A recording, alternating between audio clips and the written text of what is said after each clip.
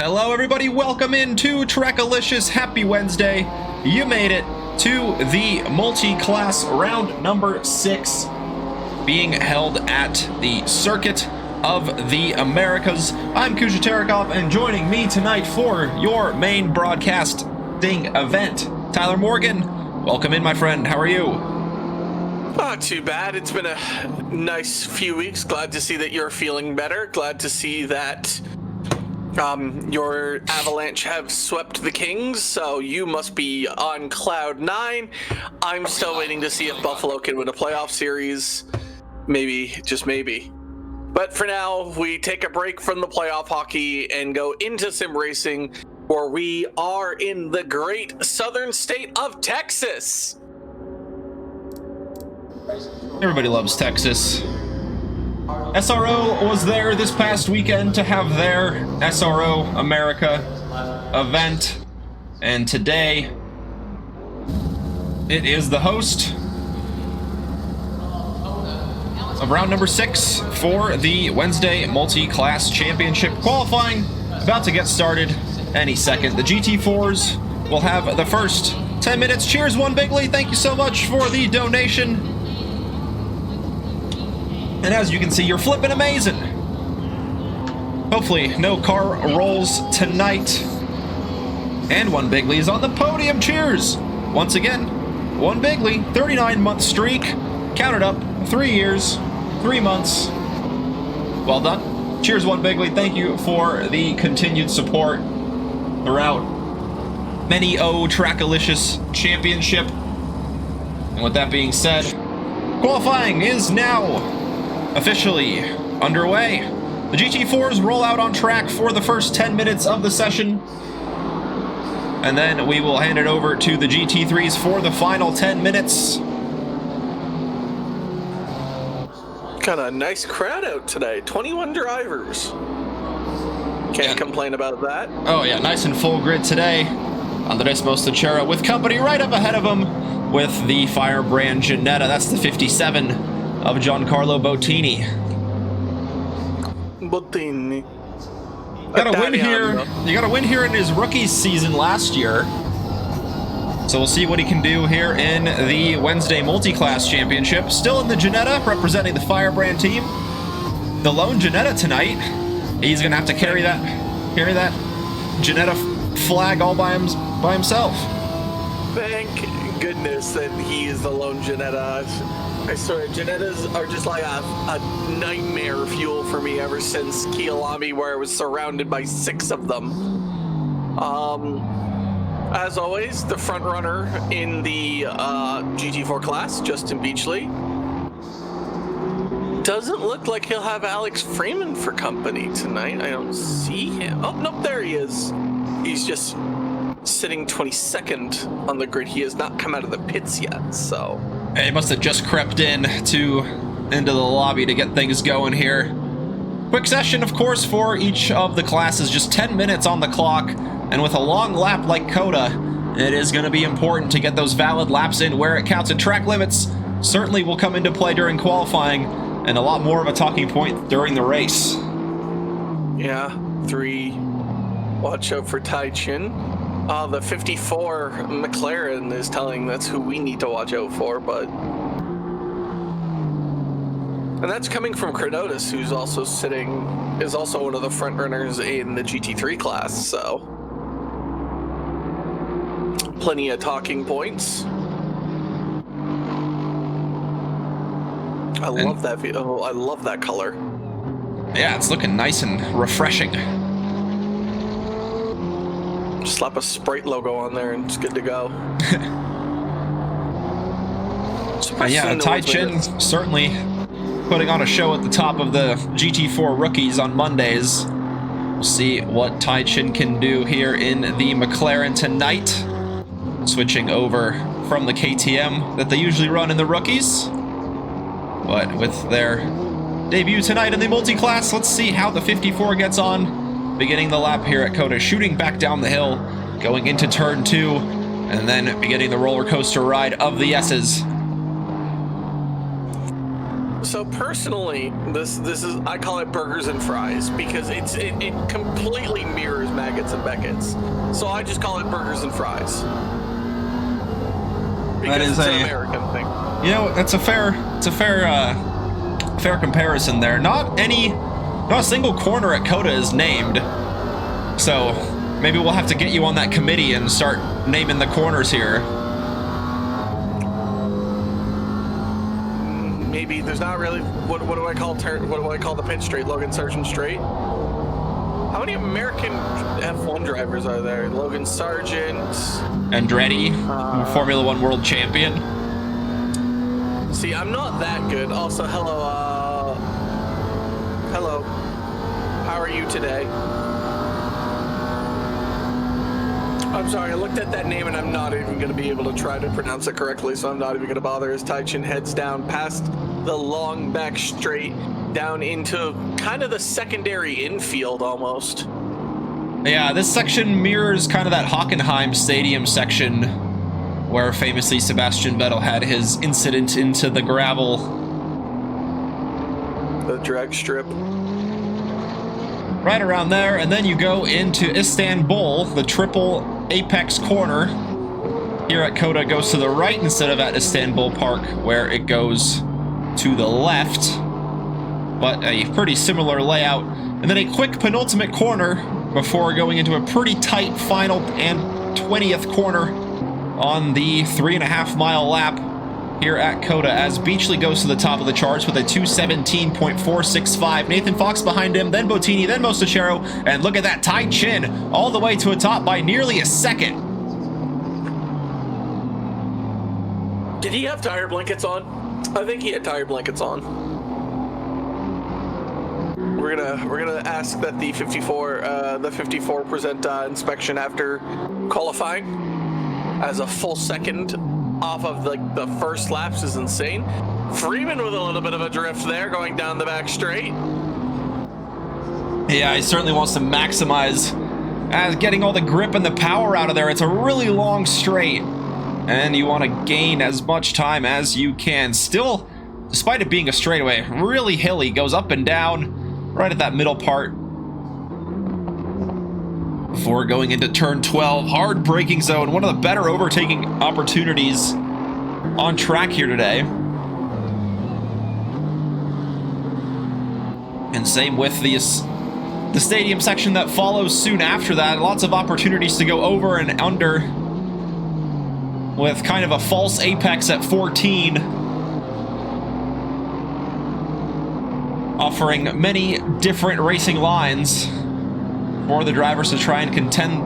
But that is during the race. This is qualifying. It's all about finding the quickest line and the quickest lap time. Alex Freeman yet to set a time, joining a little bit late, but nonetheless, the AF Sport just has one corner to go before we'll see where the number 22 will stack up against the 7 who have been able to post valid lap times so far.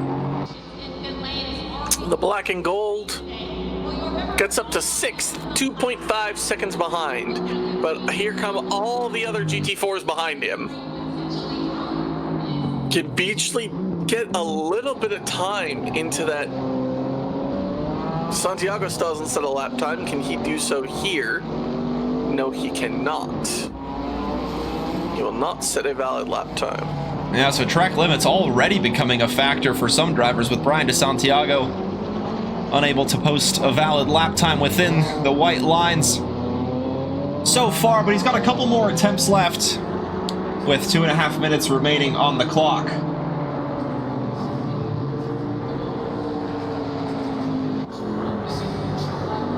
A lot of people are going to struggle. Like for me, driving this track, whenever I had to drive it, keyword in the sentence is had to, I'd rather not. The burgers and fries is always so difficult. Here on the exit or of the penultimate corner, you can track limit quite easily. You can track limit really surprisingly easy on the apex here exit, because you just want to carry so much speed that you just throttle too early, and before you notice it's too late. Also, thank you, Stinky, for the hydrate. I'm gonna drink some 7-Up now for that. Here's Kuja has some wonderful tea, as he usually does. It's good for the throat. keeps it ready for whenever some action happens. Into the final 2 minutes, so this will be the last lap for Jacob Church, as well as the 71 of Dr. Porkchop just up the road. That's a yellow flag for the somebody.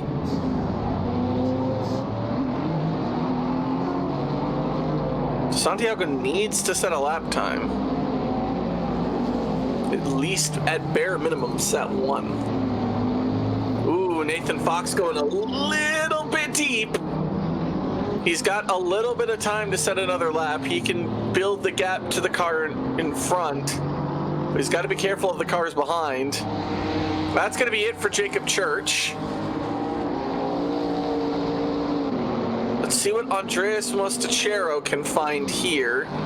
That is another driver going into the pits. I believe that was Bottini. Let's see what Andreas can do at the line here. He gets himself up to 5th. That was a big improvement from the Camaro.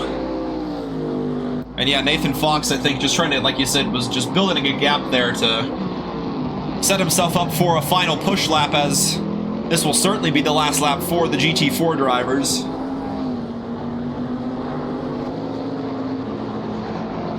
And Brian DeSantiago still not on the board, bouncing his way through turn 1, and that's it for the 777. Back of the grid start for him.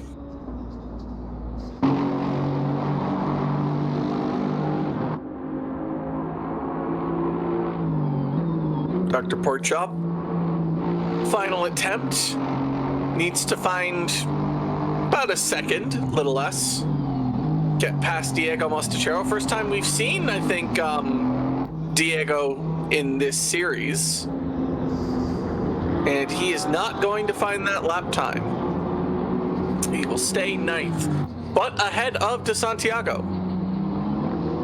Ahead of DeSantiago, and Soden as well, because they were both unfortunately unable to set valid lap times in their 10-minute session.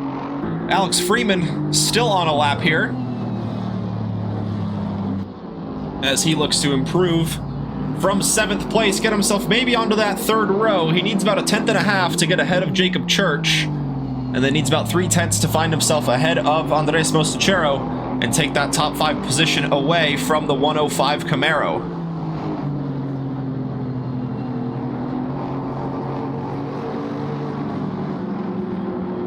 How does the triple right-hander go right ahead? It's all about speed carrying here. It's all about how much speed you can carry past out of these corners. Let's see, where does Freeman brake? Brakes good. Cuts in early, nicks that curb, waits a little bit, gets on throttle. Is it going to be enough? He at least gets himself up to 6, so he'll split the Camaro of Mostachero, or Andres Mostachero, and Jacob Church, and then you got Diego Mostachero in 8th, still on a lap, looking for an improvement as he goes into the final corner, as he will be the last GT4 out on track to try and set a lap. And here he comes to the line. Is it going to be enough of a time gain for Mostachero? It will not. He will start from the back of the 4th row alongside Jacob Church. Kind of lost his lap time at the end there. He kind of just slid out of the turn. Just didn't get the grip. Time for Professor Chronotis to see what he can do. You're gonna get a little bit of a queue forming up here, because all these drivers are really close together. Wallace doesn't need to. He's got the whole track to himself up ahead. He leads the GT3 field across the line to start their first qualifying lap attempt. 7.5 minutes on the clock, and here we go.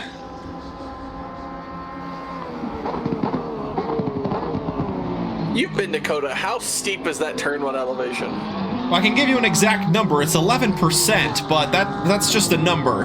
It honestly, it's crazy how much of it happens right at the end of the lap, like right at the end of the straight, excuse me. Like the whole part of the straight through the grandstand is relatively flat. Like, yeah, there's a little bit of an incline, but it's nothing crazy. And then as soon as you get into the final, like, 500, 400 meters, It's a rise. Like, you have to look up to be able to see the top of it. Gotta love the blind corner too, because like you can't see the apex. You can't see the apex, and then the thing too is it shoots you right back down that same hill you climb back up into turn 2. So it's a whole roller coaster ride through turn 1 and then turn 2, and then you have the lateral roller coaster ride through the S's all the way up until basically turn 9, 10, where you crest the second hill and then shoot back down to the hairpin, and then you can finally take a bit of a breather down the kilometer straight where Brandon Wallace is going through now. And then he finds himself in the challenging stadium section. Relatively slow speeds through here, mostly going through in second gear as he runs a touch wide through the exit of 12. That'll most likely invalidate the lap for the number 30. And then going through the triple right-hander, very tricky to find the right point of when to lift, when to start coasting, when to get back onto the power again. And turn 19, no slouch either, just a dab on the brakes, down a gear, throwing the car in, carrying as much momentum as you can. It's very tricky to keep the grip though, as the track just kind of breaks away from you the whole time. And then a final corner, turn 20, nice and slow, and to the line. Unfortunately invalid for Wallace, but it would have been a 2:11.247.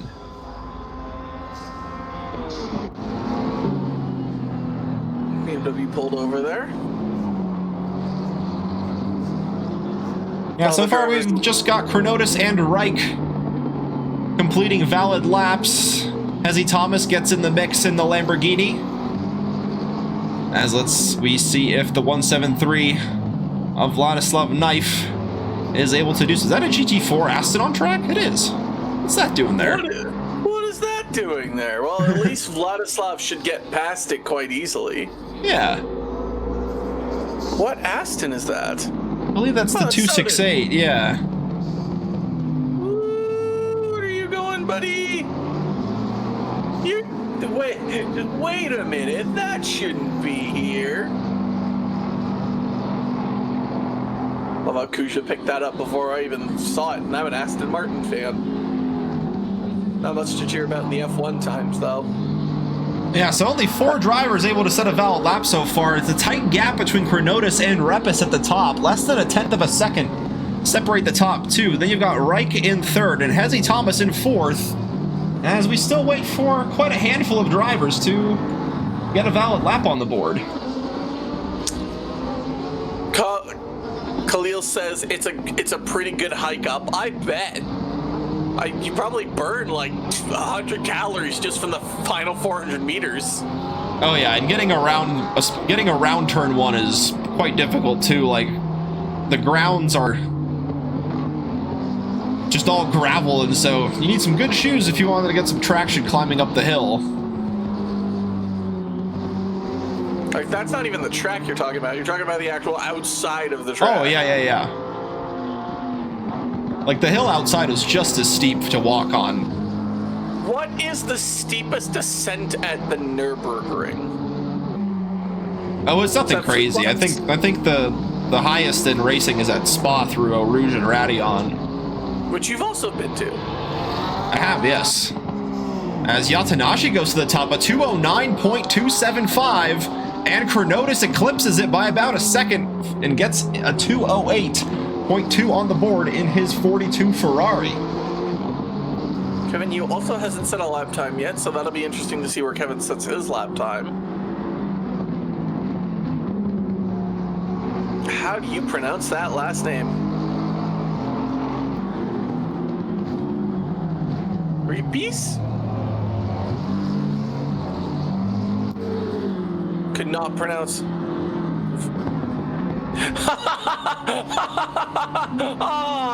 Oh, that's so rude. Oh, Freeman has used curse protection. Just to be safe. Oh, and cheers for the hydrate as well. Can't forget about that. Kevin, you goes to second place, about 3/10 behind Professor Chronotis to join him on the front row. That'll push Yatanashi to 3rd. Devin Anthony at the Time is in 4th, and Repis is in that top 5 position, but he's back in the pits, and it's a tight gap between himself and the 173 of Vladislav Knife. Sam Zawisa on the board takes that top 5 position away. He'll push the trio of McLarens and Hezzy Thomas back a position as Brandon Wallace still without a valid lap on the board, but he's got this lap to do so and the next one if he chooses to do so. I have 8.4k points. I could just use my other Cursa driver and then just kind of just neutralize it. Yeah, neutralize it, but I'm going to save that for the finale when I need to Cursa driver the most. That's fair. And Wallace across the line goes up to 4th to be the lead Porsche, gets ahead of Devin Anthony by about 0.3 of a second.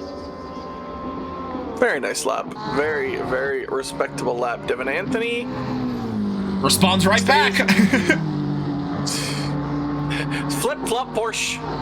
Flip-flop, and he's ahead now by 0.8 of a second. Tanashi and Anthony are close. Zawasa and Reich are close.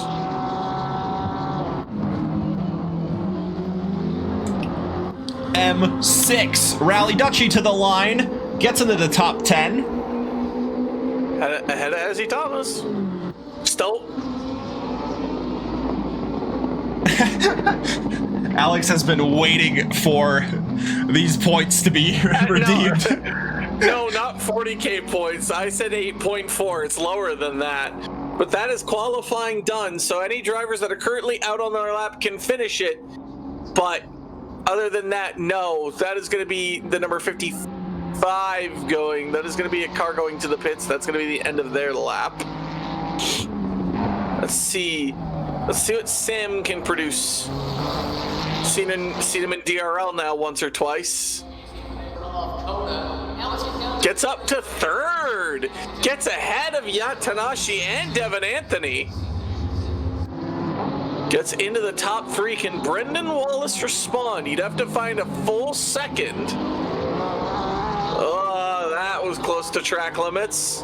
It was above the limit. That will invalidate the lap for Brandon Wallace. It's the white line? Yep. Either he's going into the pits or he's just riding it out to see what it would have been. And we won't find out. No. No, I'm just kidding. We can watch the track map, yeah, but he's back in the pits. Morocco ahead going into the final corner. Devin Anthony following right behind. Can either of them get back into the final podium position? Morocco does, but does Devin Anthony have a response? Yes, he does! Man, those times are so close between them. And at the same time... drops the dime! Holy! Yeah, and all while that's going on, Chronotis improves to the top. And now it's all eyes on Kevin Yu and the 173 of Vladislav Knife. Knife just up ahead on track, looking to gain about 1/10 he needs to get ahead of Repis.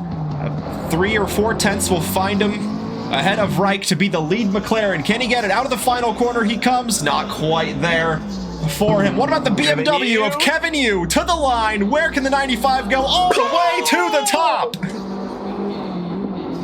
By 1/10 of a second, pole position for Kevin Yu.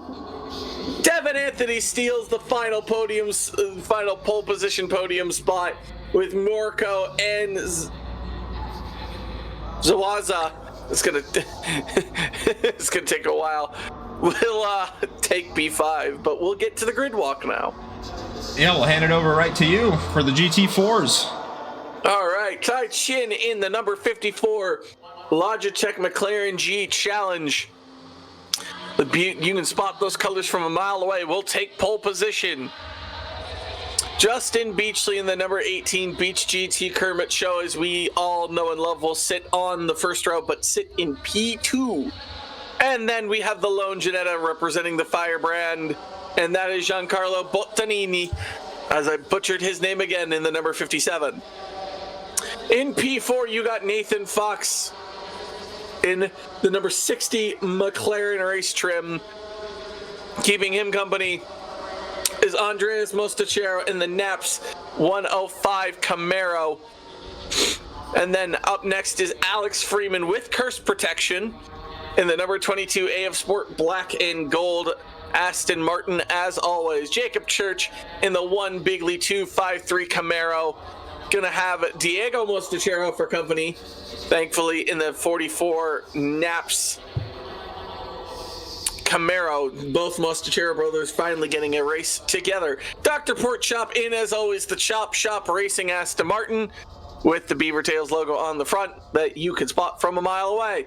And then we have Artem Soden, who could not get a lap time, going in the RSK Racing Team 268.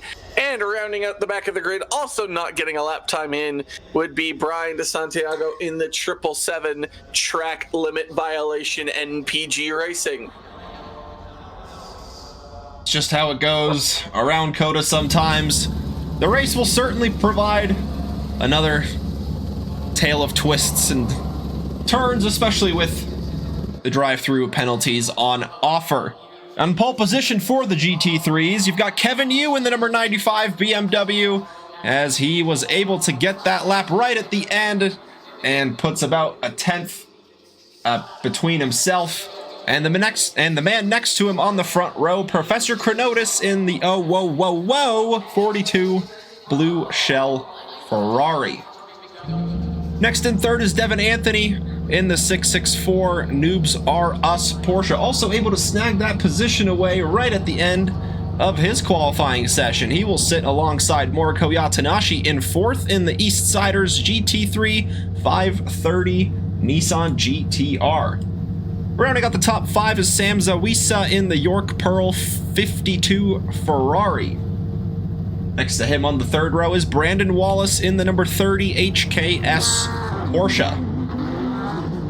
Leading the trio of McLarens is Samuel Reich in the Raptor Racing Multi number 14. Konstantin Repis will be in the middle in the number 28 RSK Racing Team Pro. And rounding out the back of the trio is Vladislav Knife, also in the RSK Racing Team Pro. He has the number 173. Then you've got the fan favorite M6 of Rally Dutchy in the Ninetail Racing 621, followed by the V10 of Hezzy Thomas in the Dogbox Racing 59 Lamborghini. That's the grid. Round number 6, ready to go. 1 hour and 15-minute race, 2 mandatory pit stops, temperatures in the high 30s in the Celsius, almost borderline 100 Fahrenheit.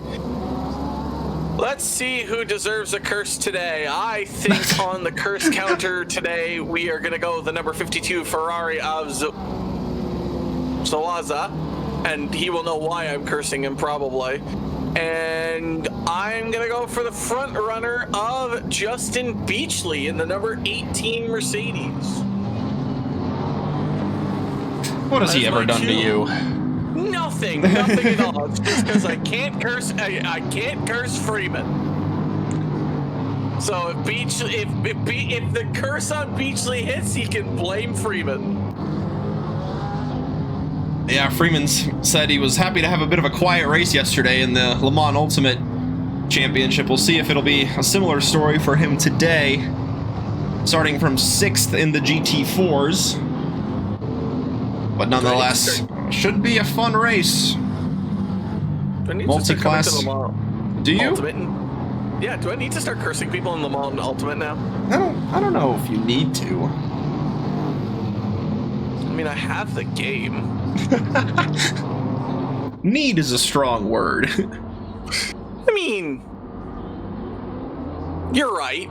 Do I want to do it? Do I want to take time out of my day and curse people? It just seems so much when I could just be watching like playoff hockey, which by the way, Montreal won 3-2. So now they lead the series 3-2. However, the Pittsburgh-Philadelphia game with 1 minute and 15 seconds left in the third period is still tied 0-0. And the Penguins need to win that to survive, or else Philadelphia beats them. If the Penguins win, they might have a chance at a reverse sweep, which only 4 NHL teams have ever done. And that's your Stanley Cup update with Tyler Morgan.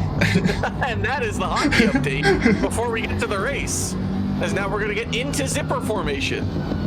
Which yeah, getting into Sector 3. Hopefully everybody's ready to go. 75 minutes on the clock. Nice and hot. Don't expect to see any sort of rainfall, but it would be fun if we did, as the 42 lines up next to Kevin Yu in the 95 BMW. He is way ahead. He is way ahead. Way ahead. Where is he? I was about to say, is Carnotis just gonna take the drive-through off the rip? Yeah, one of those two is certainly out of line. We don't know who, but here we go. Out of the final corner, waiting for the green lights to go. 75 minutes of racing on the clock. 2 mandatory pit stops around the circuit of the Americas. Crowd gathered, ready to watch. Here we go.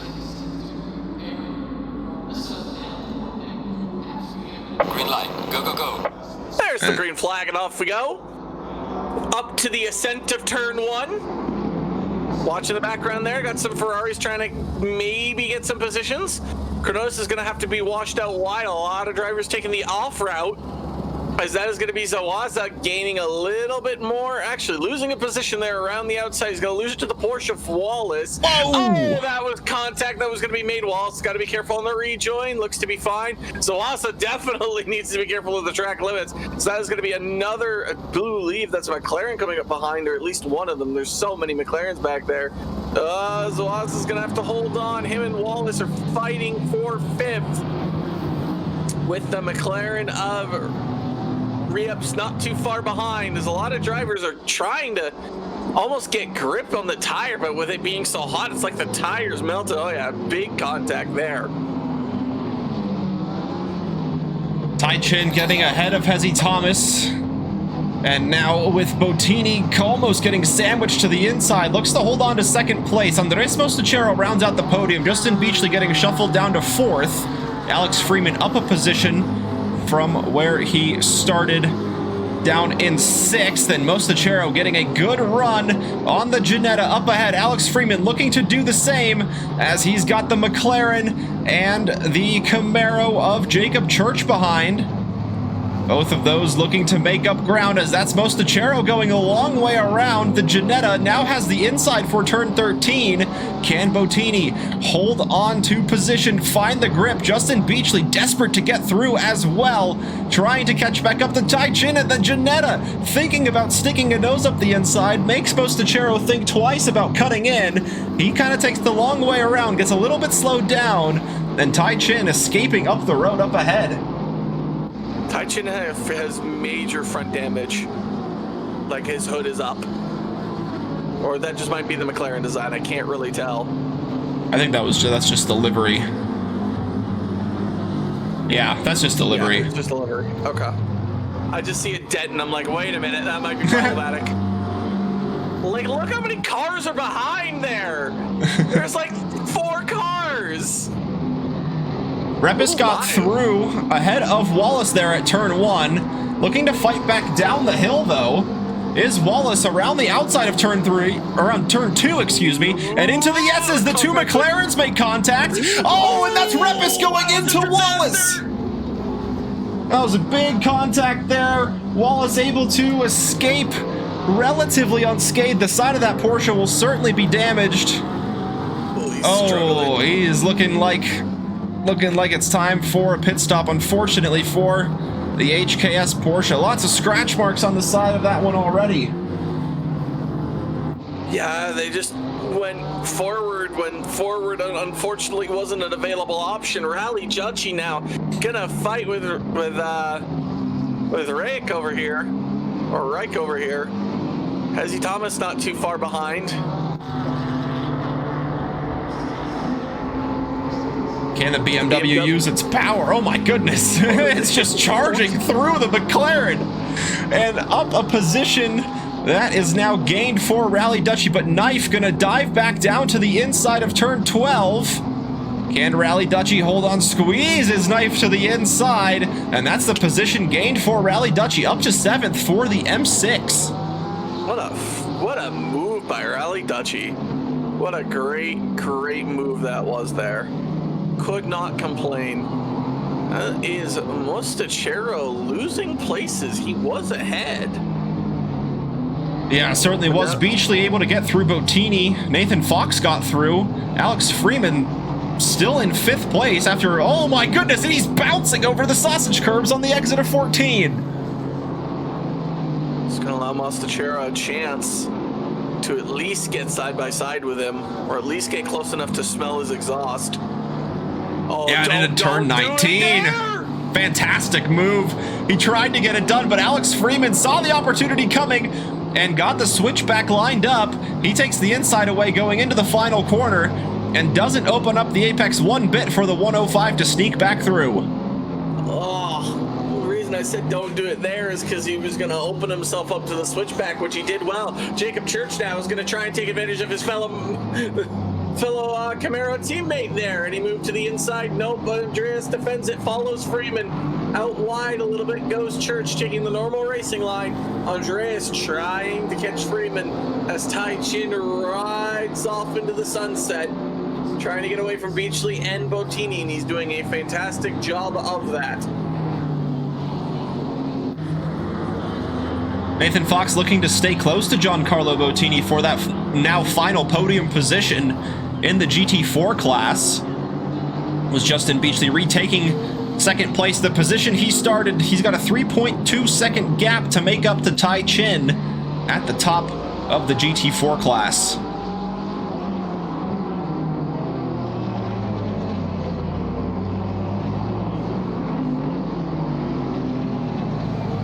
Definitely. Nathan Fox, Rally Dutchy, trying. Oh, he lost the place to Knife. Knife took it back. Yeah, I have a feeling this battle's going to continue on for a majority of the race. They're looking pretty evenly matched here, with Knife able to get through at Sector 1 and Rally Dutchy unable to capitalize on the speed of that M6 and get back through. Meanwhile, we got a 3-car battle developing here. Hezzy Thomas in the middle of it, with Brandon Wallace up ahead of him and Konstantin Repis behind. After the McLaren and the Porsche make contact, they are back on track together. Hezzy Thomas opens up the inside, and the McLaren sneaks on through. Kind of a late move there from the 28. Fortunately, Hezzy Thomas saw it coming, and now with Wallace drifting out of the final corner, loses all the speed, the McLaren gets ahead, and the Lamborghini does as well.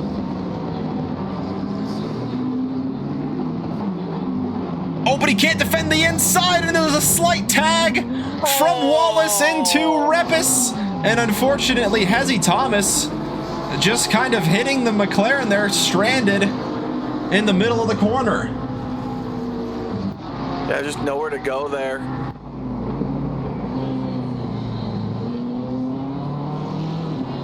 Just kind of nowhere to go. Morico looking for Devin Anthony, has got Zwaza behind. Not by very much.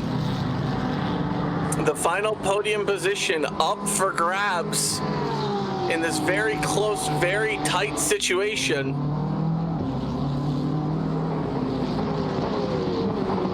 No move done by either driver just yet. Zwaza looking to try and maybe think about a switchback maneuver here, but Morco defends it quite nicely.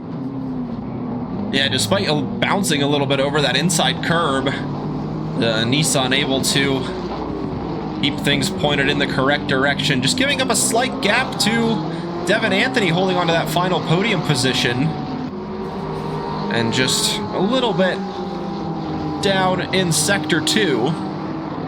But certainly able to close right back up to the Porsche, as we saw this trio running quite close through the S's. GTR might have a little bit of an advantage in the straight. Oh my, what is happening here? Oh, Jacob Church gets ahead of Alex Freeman.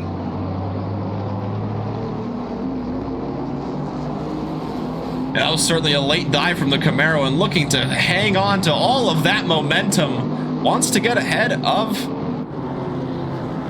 Andres Mostachero in the 105 as the two Camaros drifting on through.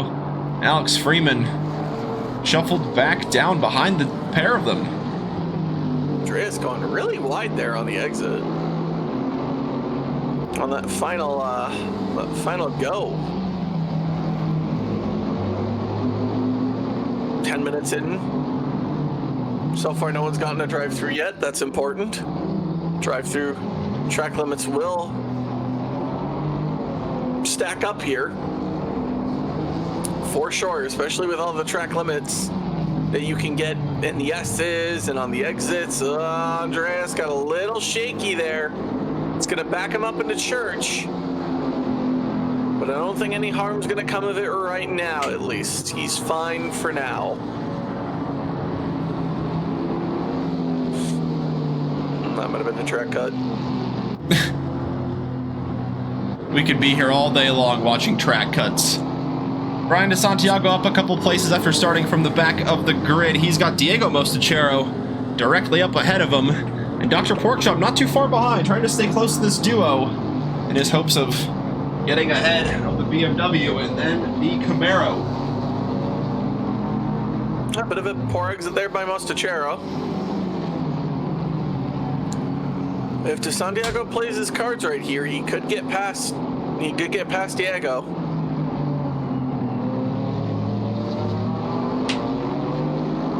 He's in the slipstream. BMW might have a little bit of more important speed. Here he goes.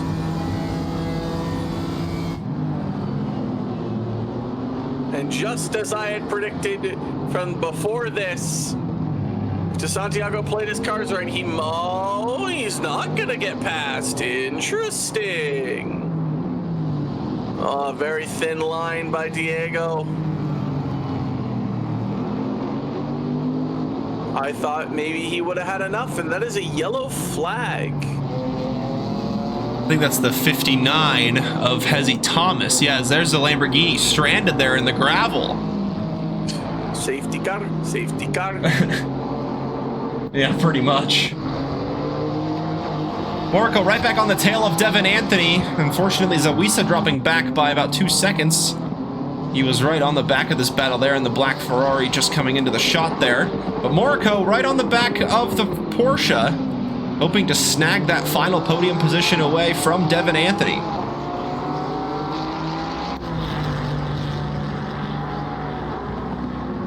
Well, looking likely. They've gotten away from Zawasa. Oh, maybe Morico's thinking about it here. Oh, a little bit of a late move. Steals off the inside, kind of rolling blocks, but gets the position. What a move. And that's Hezzy Thomas straight up my in turn goodness. one. Nissan just likes to drift on those corner exits, and Morico's doing a good job of hanging on to it to not allow Devin Anthony to fight back for now. Bouncy, bouncy.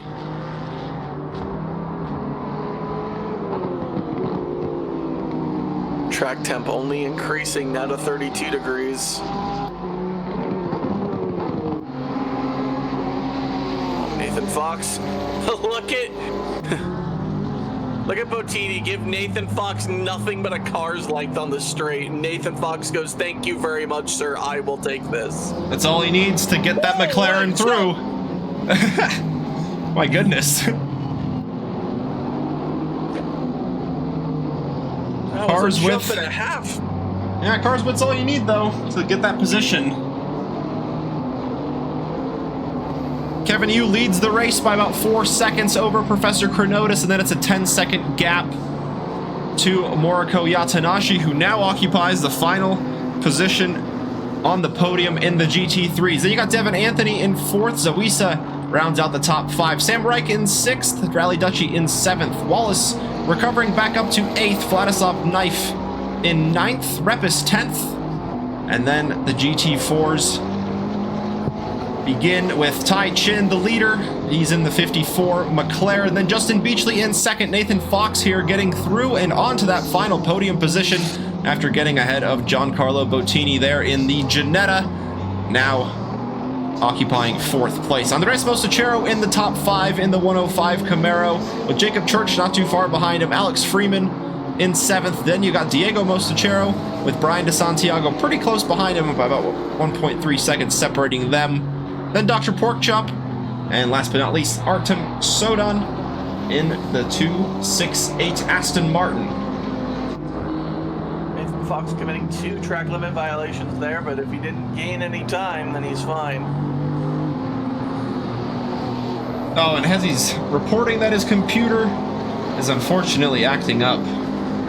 Technical issues. That's just unfortunate. I agree. It's because he doesn't have a wheel yet. All the troubles will disappear as soon as he gets a wheel.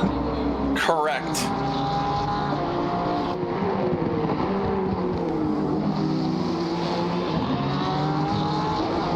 Oh, I didn't even notice that Khalil used curse protection on Rally Duchy. It's not like I didn't even notice that. Well, now Rally Duchy is extremely safe. I was about to say, not only is he's safe for me using 1.5k or 7.5k if I want to do it at any exact moment.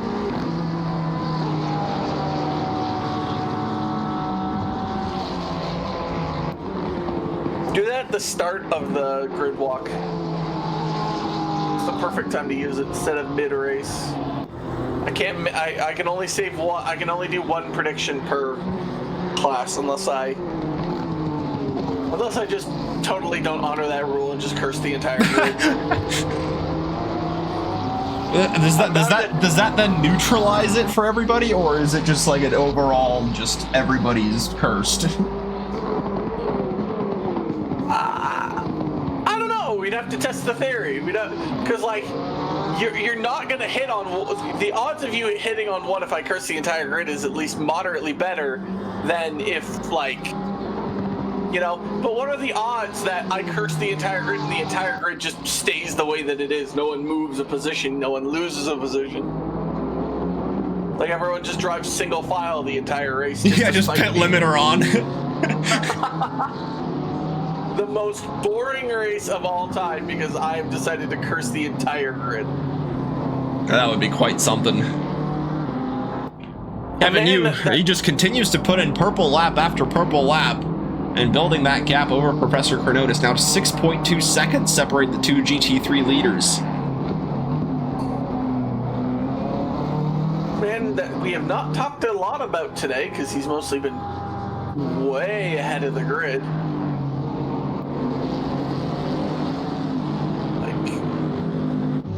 DeSantiago slowly moving up. Tai Chin in his own little world. Beachley's there. He's just about 5 seconds back. Hey, that's a tire change during the pit stop, so strategy could yet come a factor throughout this one. Whether the drivers decide to take 2 sets of tires with the heat continuing to increase, that'll certainly wear the tires thinner and thinner a lot quicker. And so we'll just have to wait and see what the strategy calls are. Those 2 mandatory pit stops are for refueling only, and it's a 25-second stop for fuel. And then it's up to the drivers whether they want to add an additional 5 seconds and take a fresh set of tires as well.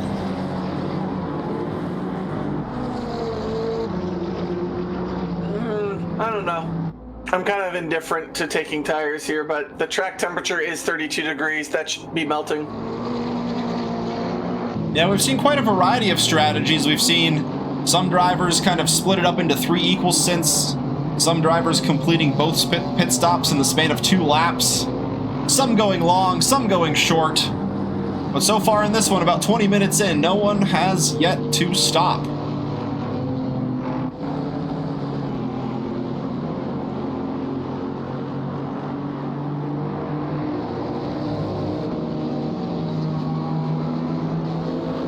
Drive to Santiago, what can you do? Who are you chasing? Oh, and the first of the pit stops, we're gonna have Jacob Church.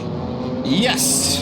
The 253 is in, followed immediately by the 71 of Dr. Porkchop.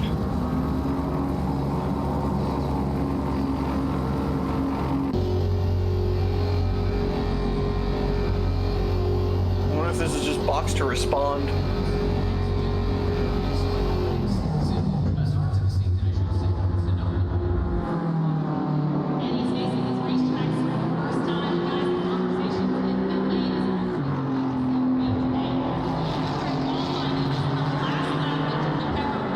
Now he's just patiently waiting for the crew to get to work, get the fuel in the car, and maybe even get the tires changed as well. There goes Church.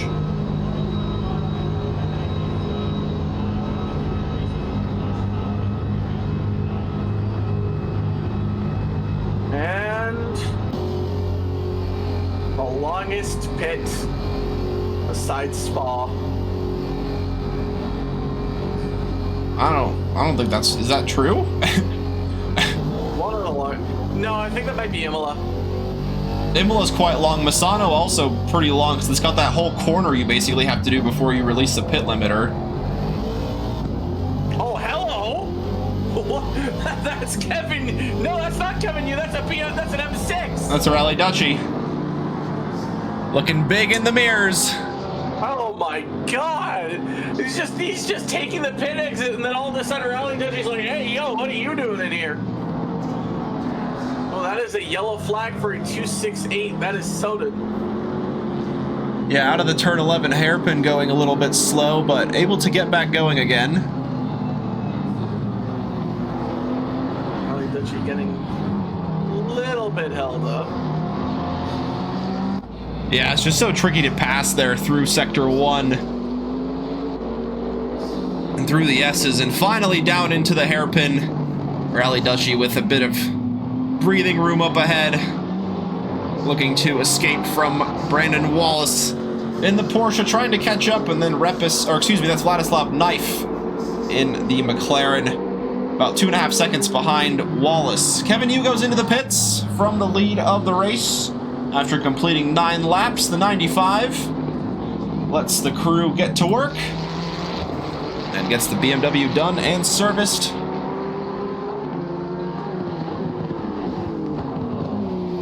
There's no virtual energy there, it's all fuel. This isn't WEC.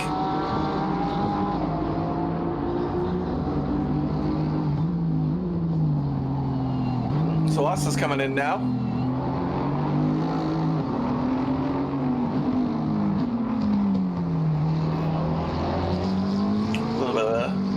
He's gonna go park right in front of the BMW. There goes Kevin Yu. Got dropped down and off he goes. Professor Chronotis, what can he do? Coming through the S's. Rally Dutchie now coming into the pits as well. It's about 17 minutes into the race. Actually, no, it's been a lot longer than that. About 22.5 minutes. Yeah, sorry, my math was not mathing. All right, it's late. The heat is affecting me. The heat, yeah. I mean, Virtual heat is affecting me. I mean, yeah, it gets quite hot around COTA. Very humid in that part of the world, too. Dry air, too. We certainly feel it.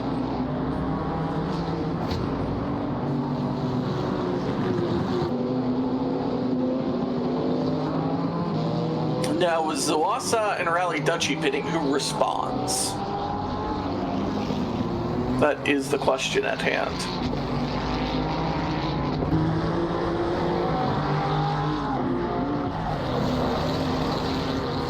Oh, and that was Chronotis running a touch wide at the triple right-hander. Certainly need to be mindful of those track limits. Do not want to pick up a drive-through in this race. As Alex Freeman's cut back up to the 105 and trying to get ahead, looking for the late move into turn 1. But not a lot of room there as Mostachero oversteers on the exit. And Alex Freeman, just a passenger right there, just slight collision there. And again, an oversteer moment from the 105. I wonder if there was a little bit of contact there. Possibly. You got Morco and now De Santiago in the pits.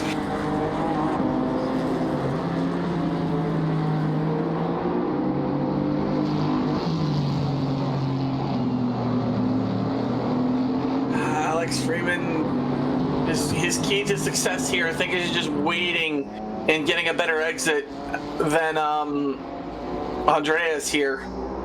Oh, faking the move. Gonna look for the better exit. That Camaro is drifted city. Knife in the pits, Repus in the pits, Reich in the pits. Everybody's in the pits. Not everybody. You get a pit stop. And you get a pit stop. So yeah, right around that 20 to 25 minute mark is when a majority of the field decided to make their first pit stops. Oh, and Yatanashi gets a drive-through for speeding in the pits after running in third place. And race ruined. Not even from track limits. That is depression.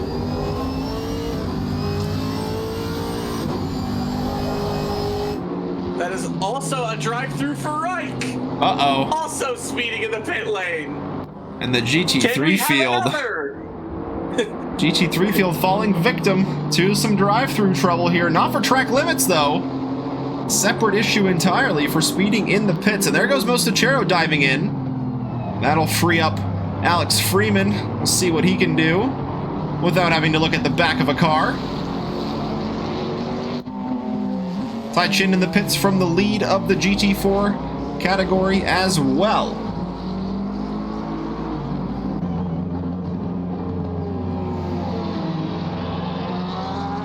Tai Chin in the pits.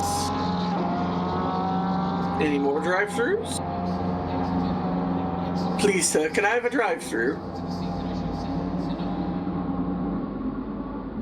Tai Chin drive-through would be really funny right here. Nope. Not happening. Tai Chin is a professional. Spins it on exit. Nope, didn't work. Hold tires. Hold tires, certainly something to be mindful of, especially in the GT4s. Without having any sort of tire blankets in the pits, they come out ice cold. But this Texas heat will certainly warm them up pretty quick, especially getting punished with S's in the early ongoings of the lap.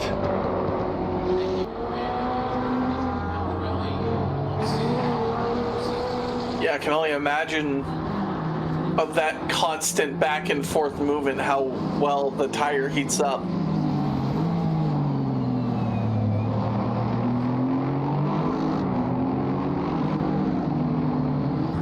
Yatanashi in to serve that drive-through.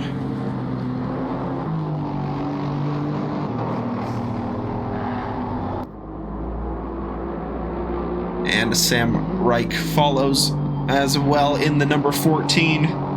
Just clearing the board. As Justin Veachley now in the pits from what was second place. As he takes out the pit limit marker. Will that throw off some drivers? Oh no.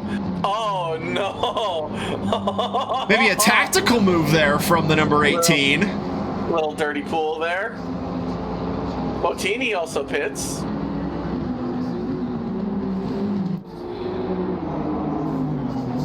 That'll give Nathan Fox the lead of the GT4s. Still yet to complete a pit stop, though.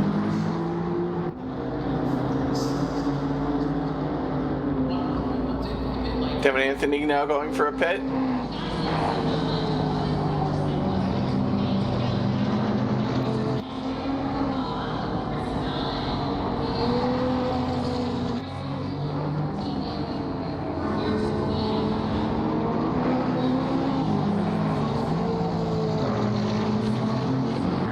Nice, Bottini both also in the pits.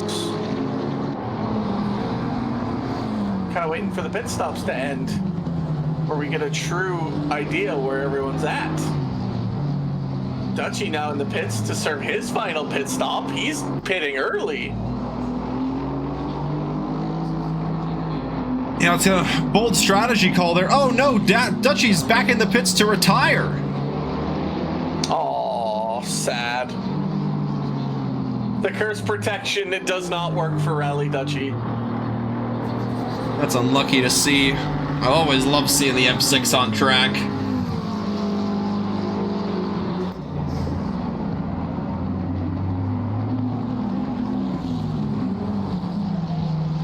No, Devin Anthony, stop, go 30. He was in a shot at that podium position as well. So him and Moriko Yatanashi both picking up penalties. Oh, and Zawasa was there. Oh, my curses are not going well. Oh, no. Why is it that when I curse someone, everyone around them gets cursed?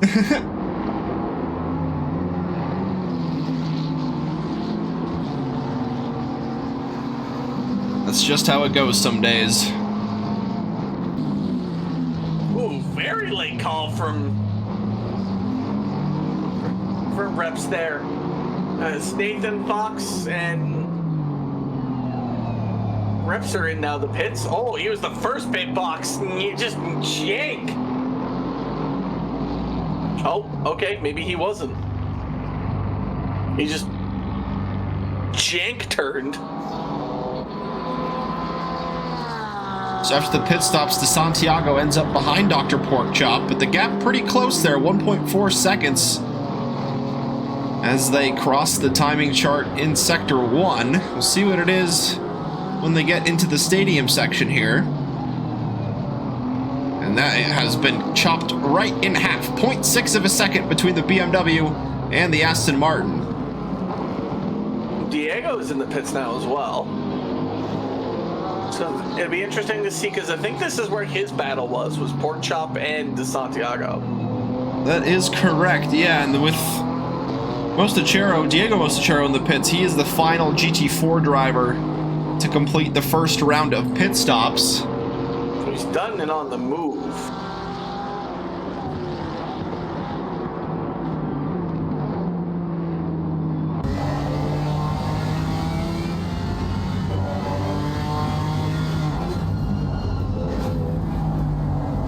So he is out of the pit lane on the exit and already on the approach to turn 1. He is comfortably ahead of this duo of Dr. Porkchop and Brian DeSantiago. Jacob Church did get ahead though, as Devin Anthony is in the pits to serve his stop-go 30. Oh, and Jacob Church drifting through the S's. Unfortunately, that's really going to slow down Zawisa in his efforts of trying to chase down Brandon Wallace and Kevin Yu and Professor Chronotis up ahead. Maybe he was thinking around the outside, maybe, but just can't do it here. Yeah, these cars are just so evenly, or not pretty similarly matched on pace through the S's, that there's just no real good room for overlap there between the different categories.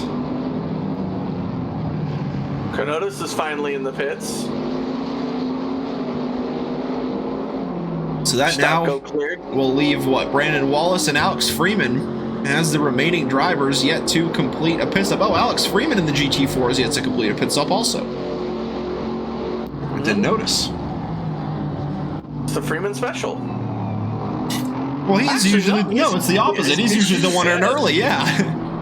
Wait a minute, hold on. Who is this imposter?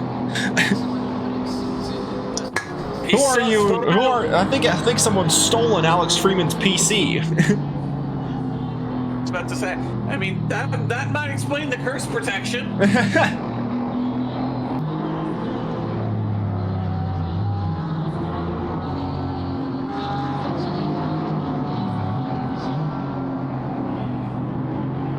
What is your plan, Freeman? What is your plan?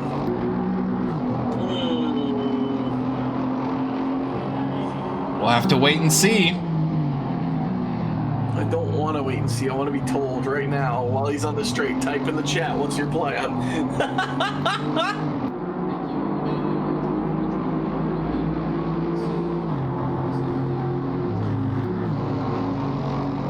He just misses the braking zone because he's typing. Yeah, right. No distractions, everybody. Pay attention to the racing. Still got 40 minutes to go in this one. No talking in the braking.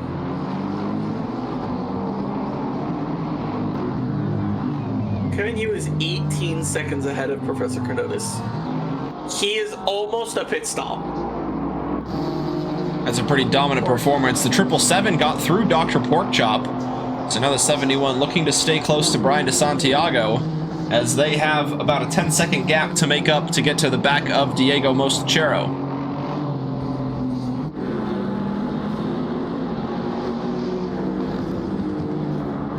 Devin Anthony going for his final pit stop.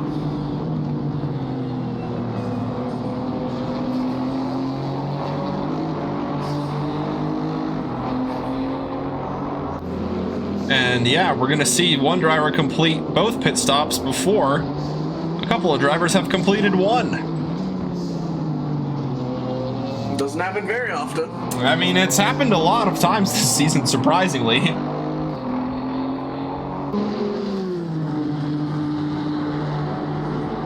I can't wait. I can't wait for next week. Next week is Red Bull Ring Week. Oh, that's going to be great. Lots of action. Not a long track, lots of multi-class overlap. I might drive. I'll just be the in-depth analysis from the drive. Yeah, we'll pull you in every so often for a quick chat. Just hey, what's going on there? And now down to Ted. And now down to Ted as he screams incoherently. I haven't decided what I would go in, GT4 or GT3, because I would know GT3 pretty well. But also GT4 is it just looks like the more fun class. And also I would get to directly affect Freeman in my Curse protection can't stop. Yeah, right. Can't stop a physical protection.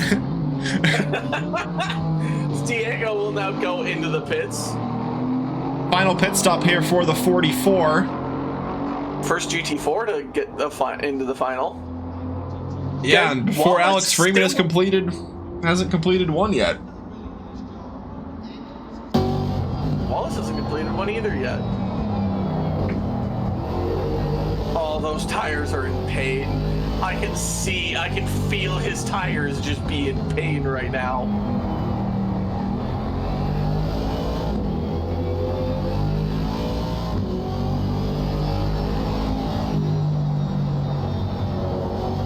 He's not even taking that full throttle because he just has no grip. Yeah, just waiting and really wants to avoid getting track limits as well. And here we go. Dive into the pits for the first time for Alex Freeman. Out in the lead of the GT4s, but Tai Chin should get that back, being able to make up a 26-second gap. He'll probably come out somewhere near, because 25 seconds, assuming he doesn't take tires, knife. Somewhere probably near Nathan Fox.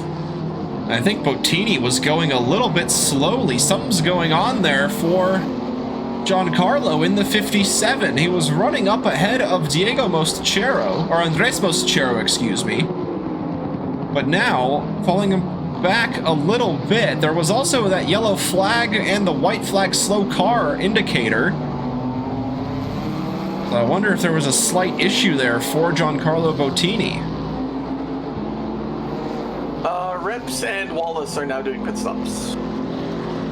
So Wallace in for the first time. Rep is serving his second and final pit stop of the night.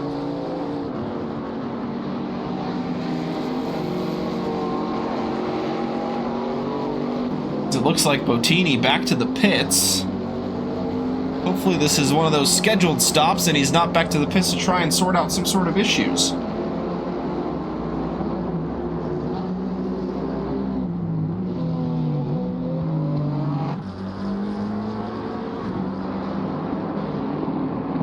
Freeman is ahead of Andreas. That is where he's ended up.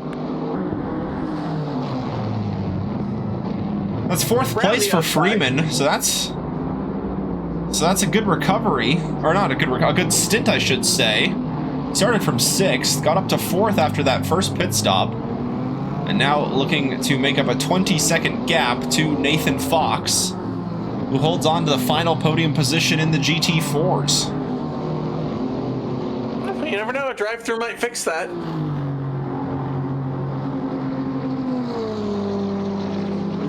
It's not a curse. Let me make that clear. It's not a curse. Just saying, a drive-through could help that.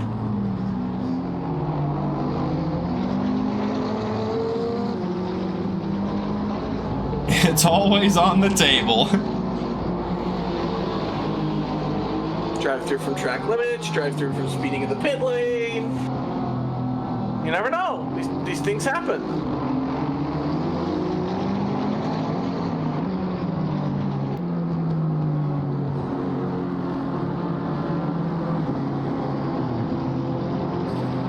Let's see, does Nathan Fox pit? Box Nathan, box Nathan, box. See if he listens. Nope. No one wants to listen to the man that knows from the broadcast booth. There's Beachley up ahead, 2.8 seconds.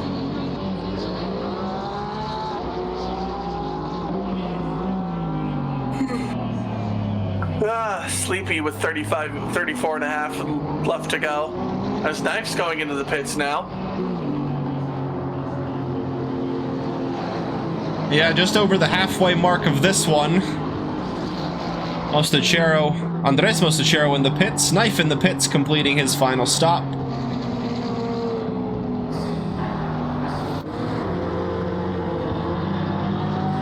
Still a little bit time left to go. Bottini emerges behind Diego Mostachero after their final pit stops. 1.7 seconds separates the Ginetta from the number 44 Camaro just up the road ahead of him.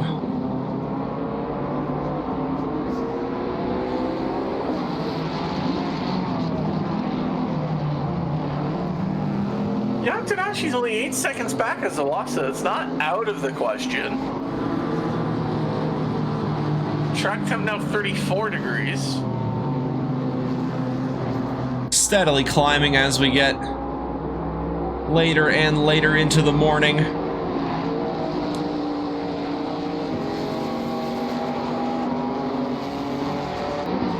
Don't think Bottini's going to catch up to Mostachero here.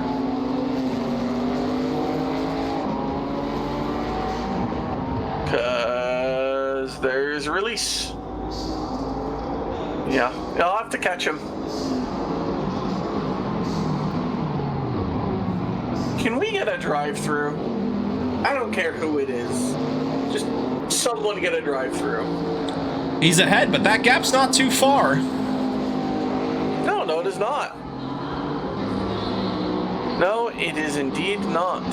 And right now, the disadvantage goes to Andres, because he's going to be on those cold tires.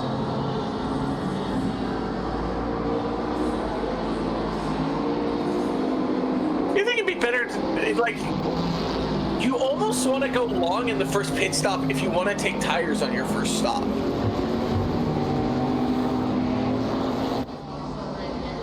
Yeah, it's also, with the dynamic weather, it's also hard to predict, at least in some races, whether it will rain or not. And this one, certainly easy to show that, or easy to predict based on the predictions and the weather calculator that it was going to be a relatively dry one tonight.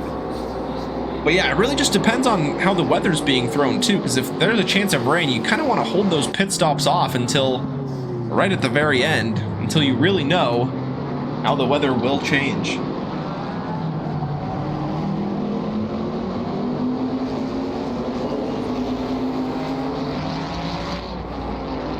No one wants to pit right now. Everyone's just holding steady.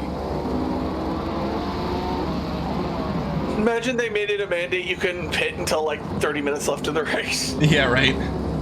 And you just see pit stops fly as soon as the pit window opens. Wallace is now in the pits. Gonna see Wallace? if he can... Yeah, Wallace in the pits. See if he can stay ahead of Devin Anthony. Yeah, he's gonna try to, and he's completed both of his pit stops in a pretty short amount of time. He was one of the last to go into the pits for the first time, and one of the first GT3s to complete both. Worth a shot. There's Professor Canota's flying on by. Got past the duo, and there is Mostachero going a little bit deep. That might just allow Diego to try and line him up side by side through the S's. We've seen a fair bit of contact into here earlier in the race. Very difficult to get an overtake done, as there is really just one line to follow, and not a lot of speed change. Trying to go side by side through here, you might as well just wreck your car.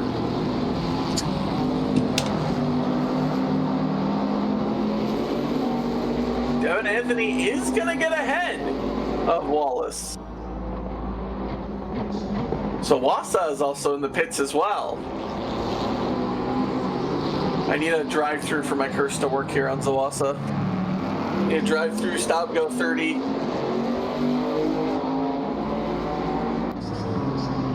So far, both of my curses have not hit.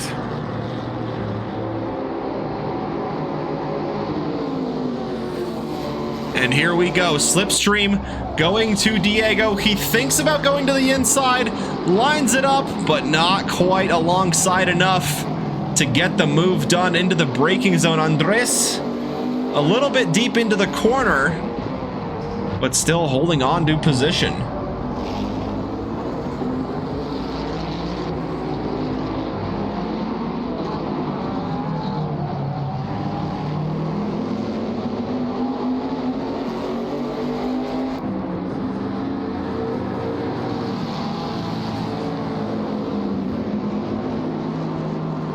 Yeah. All right, Andreas, who's the older? Do we ever find out? It's a mystery. It's a mystery. Bottini's right in the mix, though. He's got right back onto the tail of the 44. Oh, he's gonna have the better exit, though. Oh, that is a yellow flag. Who's that for?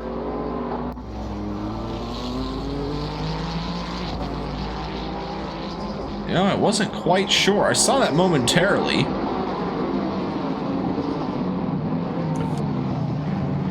And that's Bottini going to the inside. Mostachero holds on to it the long way around.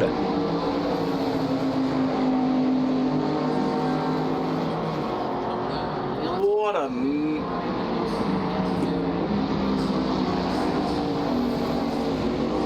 Oh, Diego! So close! Oh my goodness. So far, trying to get to Andreas, and that is a drive-through for Diego! Right in the middle of this battle, and he's going to have to take a visit down the pit lane. Unfortunately for the 44. There's no way by. Andres in front, and with Bottini pushing him on behind. Certainly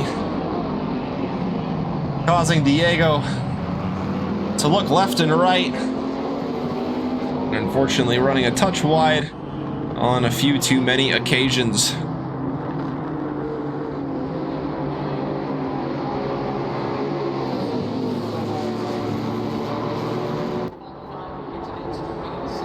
This is where Andreas, in solidarity, also gets a drive-through.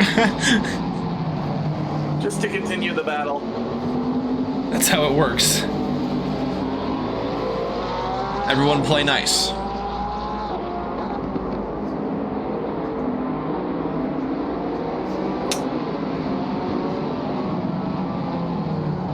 And despite having that drive-through to his name, he's not gonna give up without a fight.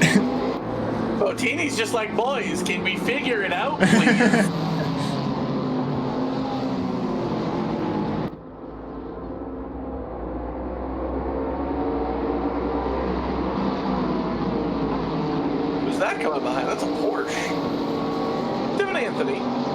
Devin Anthony in the 664. Oh, that might be another drive-through for Diego there. He looked like he was going real quick.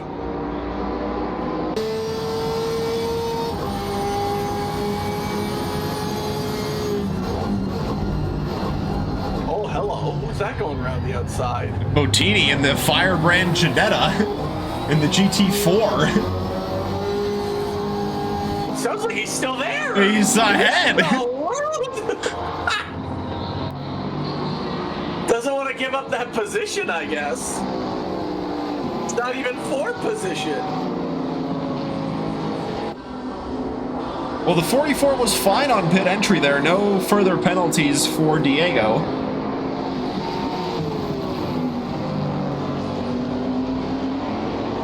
As we head into the final 25 minutes of round number 6 here at COTA.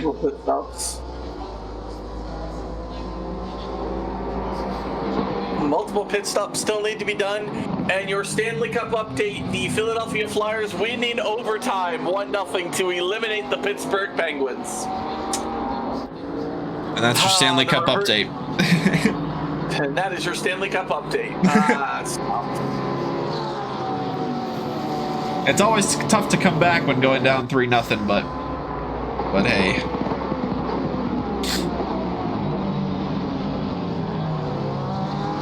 So they will take on the Carolina Hurricanes in the second round. That's going to be an interesting series. Alex Freeman will be happy about that one.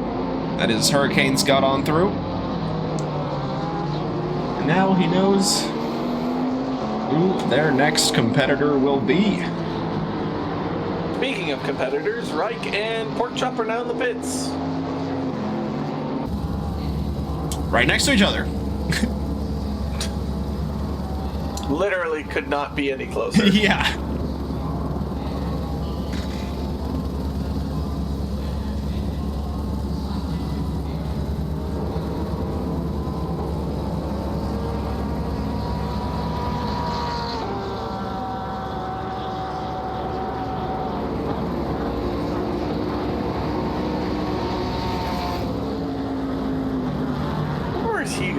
In relation to Devin Anthony. Behind, the 664 gets through and takes that top 5 place away from the Raptor Racing McLaren.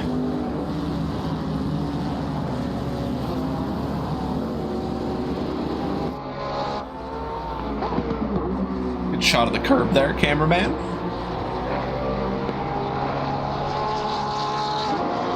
Yeah, Tadashi in the pits now.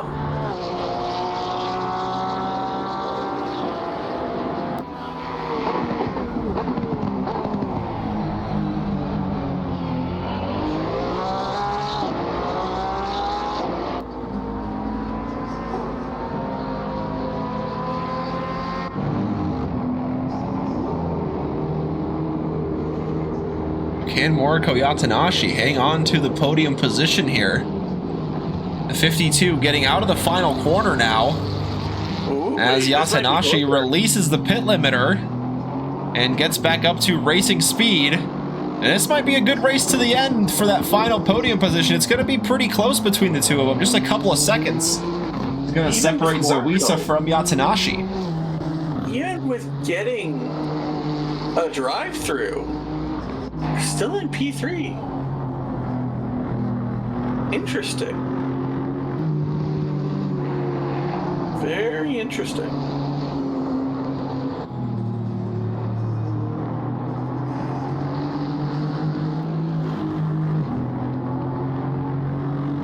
"21 minutes left to go. Kevin Yu does his final pit stop.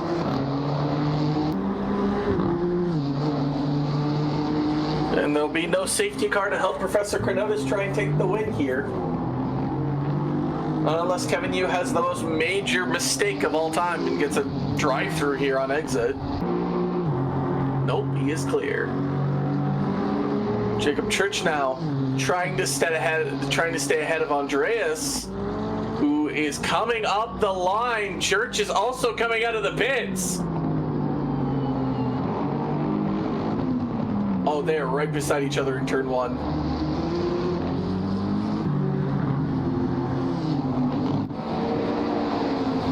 Oh! Let the fun begin. Oh, and there's Bottini! Who is in this mess? Mostachero leads the mess. Then you got Jacob Church. And unfortunately, that's Sam Reich, just an innocent bystander there, just trying to make his way through in the GT3 class. You know what I find hilarious? Bottini got rid of one Mostachero and picked up Jacob Church in the process. Yep. One Camaro gets replaced by another right away. Gotta be careful here, Reich. Can't risk getting contact here. Oh, that is insanely deep. Oh, they're gonna go 3-1. He was thinking about it. Beachley in the pits from second place. A drive-through for Dr. Porkchop in the closing 20 minutes of this one. Oh, that doesn't matter. A Beachley drive-through would be better. And Cronota's in the pits for the final time. Contact between the two Camaros.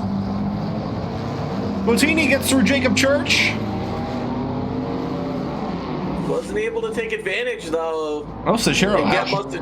Yeah, he really held on to that one. That was quite well done from the 105. Very nice car control. Little bit of a bop.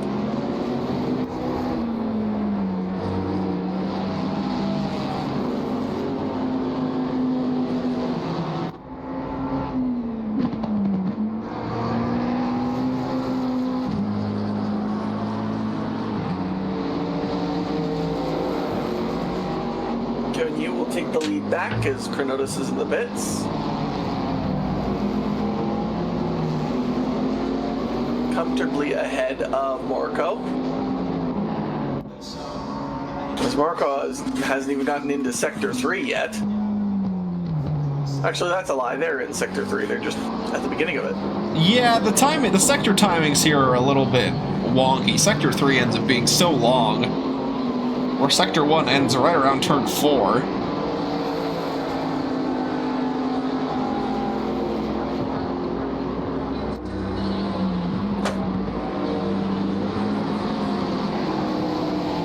Chin and Fox coming in for their final pit stops. Freeman's going to be the last driver to do their pit stops.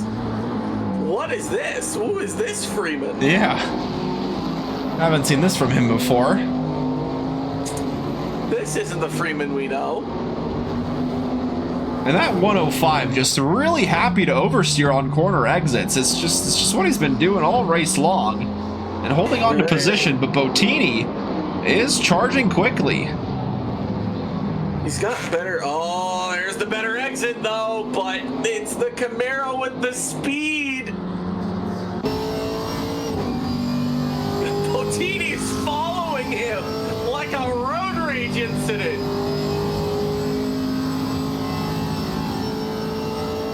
Church defends the inside. Bottini slows up. Tries to cut back in hard, it's not gonna work. Mostachero making that thing look like a fat 72-ounce steak in the middle of the track. Bottini's gonna have to figure out something because he's about to get swallowed whole by a Camaro. No, you do not. Okay, Church, whatever you. Oh no! Here comes Cronotus. If I'm Cronotus, I'm just waiting for the straight. Yep, that's exactly what he's doing here. He's just like, I'm not testing this.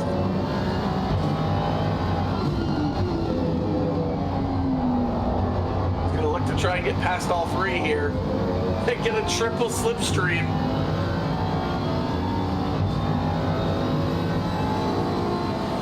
Oh dear Lord. Where are you going, Church?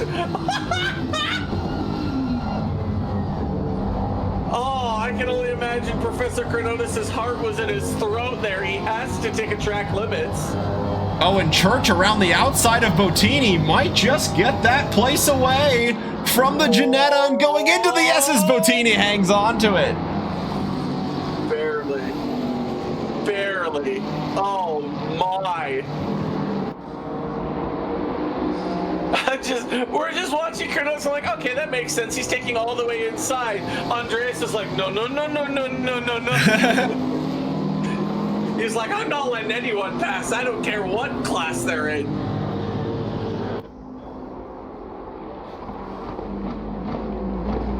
"15 minutes left to go. One pit stop left and it's Freeman's. Bottini trying desperately to find a place to go because he's about to get swallowed whole by a church that does not give a damn about what God it is.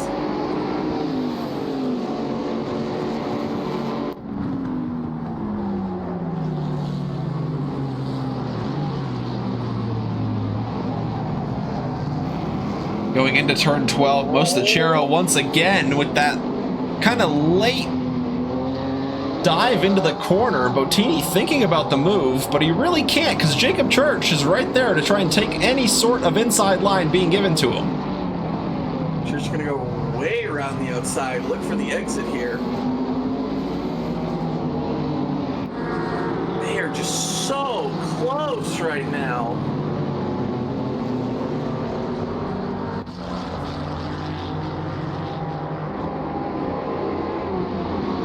You know what's hilarious about this? This is bringing in to Santiago. And he's not too far back, 6.3 seconds at the Sector 2 timing marker. Dive! And it takes both of them out as Church goes through! Yeah, Church for the through goes Hamilton moment there. Bottini had enough, I guess. Mostachero remains ahead of the Ginetta, but Jacob Church gets through the pair of them. Oh, and another oversteer moment there from the 105. I swear, he's just doing it on purpose now.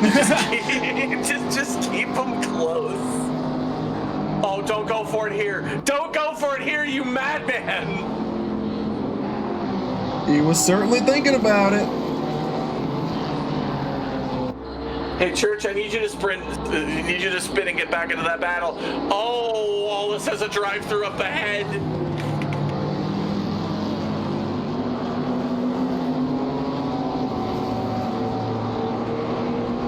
Oh, Church has a drive-through instead of a spin! Oh, goodness me. No! Oh, no, I said have a spin to get back into this, not a drive-through to eliminate yourself. And Wallace gets one as well. Wallace got it before Church. Oh, he did. Yes. On the same corner, I think, too. Both of them. So, Bottini and Church have been fighting for what feels like forever. It was a Mostachero in a Camaro. He's gone. It was now Church in a Camaro. He's gone. And now it's De Santiago in a BMW who's coming up behind. He just cannot shake anybody in this one here. Bottini just seeing company for the entirety of the race tonight. Cannot, will not. Oh my gosh, he's just bumping. What is this, bump drafting? Or are we in NASCAR? Through the corners, that's an especially tricky place to do that. But nonetheless, the Ginetta looking to for any way through! And down the inside of the final corner, the Ginetta has the line. Mostachero has to go the long way around. He's going to try to carry the speed in the 105. The Ginetta covering off the inside line as much as possible as Wallace and Church serve their drive-thrus. Bottini going into turn 1. He has the inside. Mostachero wants that place back around the outside. The over-under is on, but it's a bit of a bumpy ride through the apex. Then Brian De Santiago in the purple BMW looking to close right on in. Freeman still has a pit. What is this race right now? What am I watching? What is this? What is this dissolved into?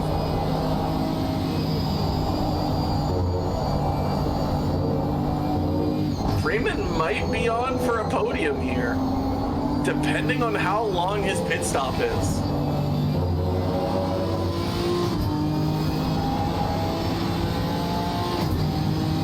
There's a yellow flag, ever so briefly. It's the 52 of Sawisa riding in fourth, but I think he's got a pretty healthy gap to Devin Anthony to be able to hold on to that position. Damn, Morco, even with a drive-through, managed to keep third.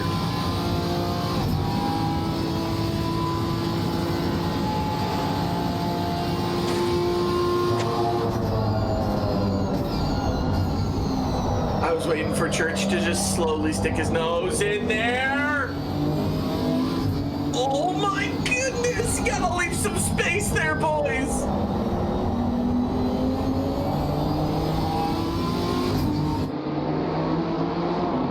What is this? This battle is never ending. It won't stop, and it's only going to continue with Brian DeSantiago trying ever so desperately to join right on the back of that Camaro.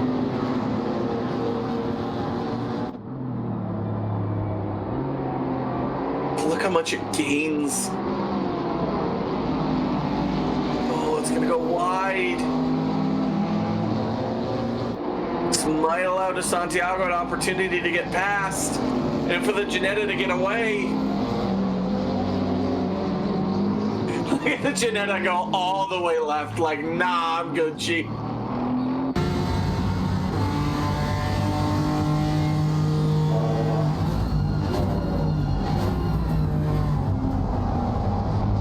And now it's Brian DeSantiago who's looking on the offensive in the 777 BMW, now certainly right on the back of the bumper of Andres Mostachero. And that might allow Giancarlo Bottini to escape up the road a touch. A bit offline there from the 777. Oh, and behind the McLaren in the rearview mirror, nearly losing it through the S's. Dirty air, my friend, dirty air. That is a McLaren, you're right. I saw 530, but that is not. It's the 173 of Knife. Nathan Fox has caught up to beat. Ooh, wait a minute. This pit stop might be important here.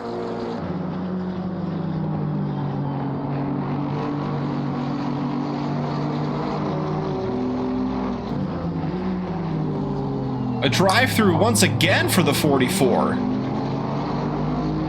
Okay, Freeman's not going to get a podium position. Never mind. That was hopium. Nathan Fox and Beachley though, fighting it out for second.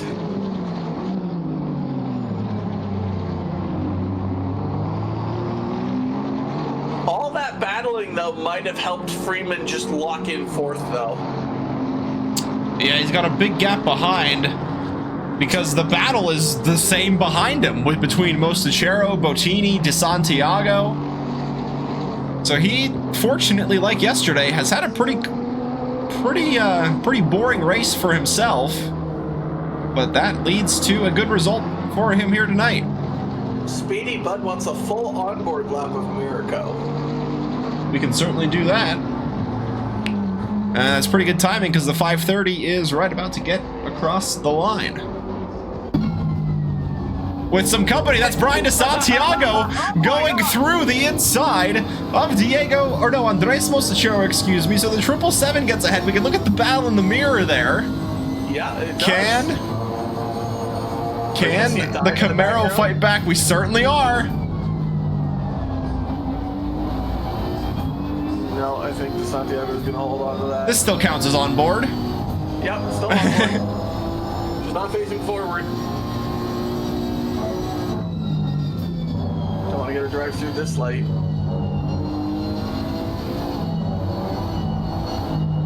That would be devastating. 6 minutes left to go.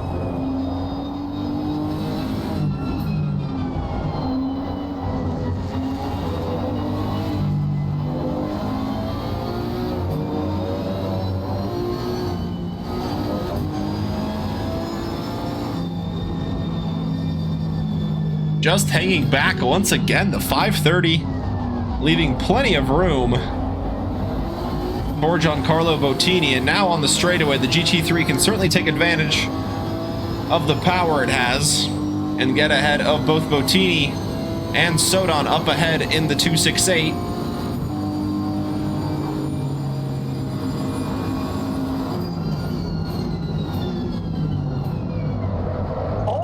Oh, goodness!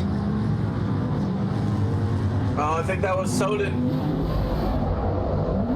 And made contact with Mirko.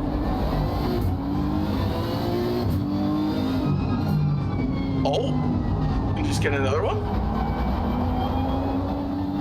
Yeah, it was Sodon. Well, Thankfully, unfortunately there, yeah. A big gap to Suiza behind. Only shrunk by about 7 seconds, so not a lot of time lost there, fortunately, for the Nissan. And a good thing for us, we can see the battle once again between Mostachero and Brian DeSantiago. As the BMW goes wide, Morico thought about following. As now Andres gets back through the 777.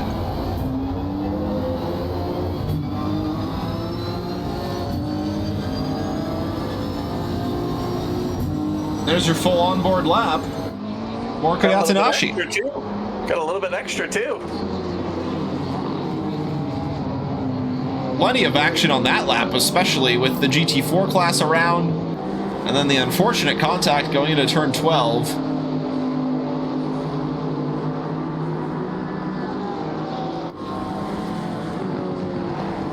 But on the bright side, Morico hangs on to that final podium position into the closing few minutes we go.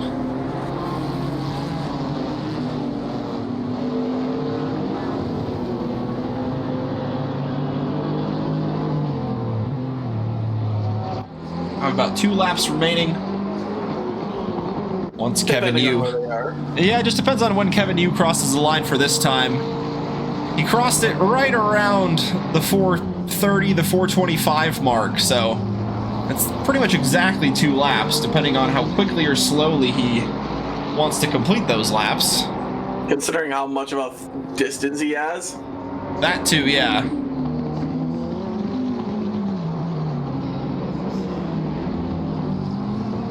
Professor Cardona's wheeling on by.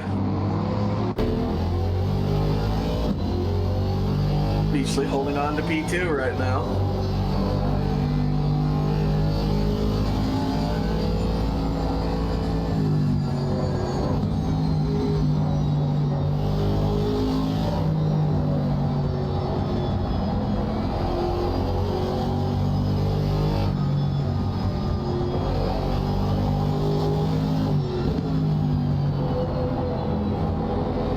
Just taking a little bit of a wider entrance into these corners.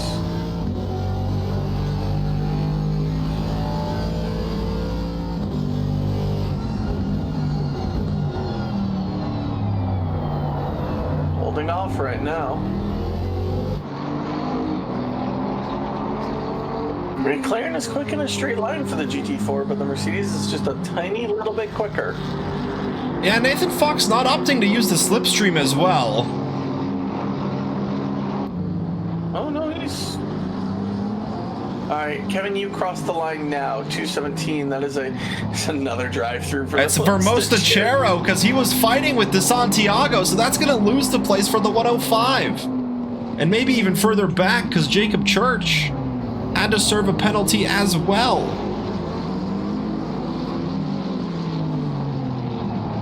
I wonder if Kevin is gonna slow up just to make this race over. Could you imagine he goes one more lap and just someone runs out of fuel? Yeah, it's exactly. That's what I mean. Like, running a whole lap extra can be costly. So we'll see what Kevin Yu decides to do on his way around out of the final couple of corners.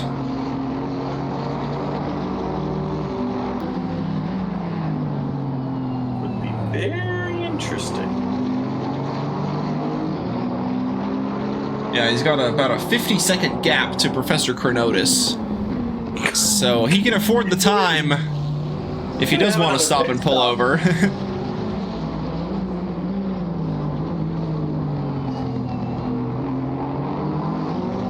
Oh, and Reich there spinning out of turn 1, just ahead of the duo battling here. Justin Beachley gets ahead, and I think Nathan Fox, unfortunately, is going to be looking the back of his GT3 counterpart.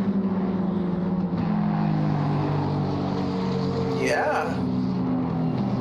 Kinda can't do much about that.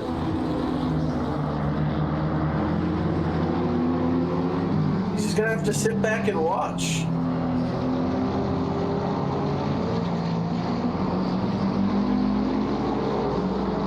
Take a back seat. Enjoy. Let's see, what is Kevin Yu going to do?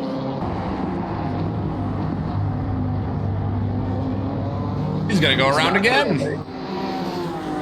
So this will be the final lap now, folks. Final lap, give it all you can. 1 lap left. As Mostachero into the pits to serve his drive-through penalty.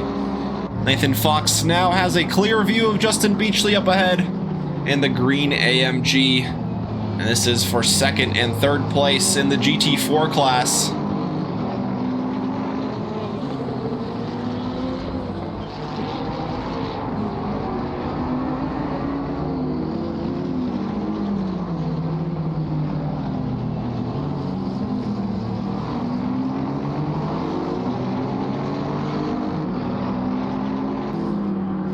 Zeros on the clock. 75 minutes are up. The field, everybody up and down completing their mandatory pit stops. So now just 1 lap remains, I should say, for Nathan Fox and Justin Beachley to establish their positions on the podium. With Tai Chin up the road by about 7 seconds, leading the GT4 class. Just run out of fuel. Just lose your podium position because you run out of fuel. That would be a tough way to lose a podium position just because you run out of fuel because Kevin, you didn't want to slow down.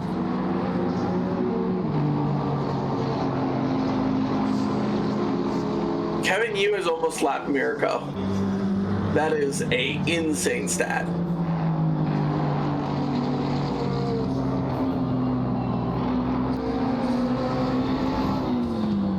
That is a diabolical level of pace. As Kevin Yu gets to the penultimate corner, slowly but surely. The 75 minutes have been calm and easy for him, as Kevin Yu will take the checkered flag and win at COTA. Yeah, relatively stress-free race there for the 95 BMW. 35 laps of running, pretty much the entirety in the lead of the race. Putting in a 2:07.6 as his fastest lap of the race as well. Zawisa across the line in 4th, Devin Anthony in 5th. Bottini will take 5th place in the GT4s, De Santiago 6th, Jacob Church in 7th place. Mostachero 8th, then Diego, followed by Dr. Porkchop. They're having a good little tussle here right to the line here. The 71 hoping to get ahead of Diego.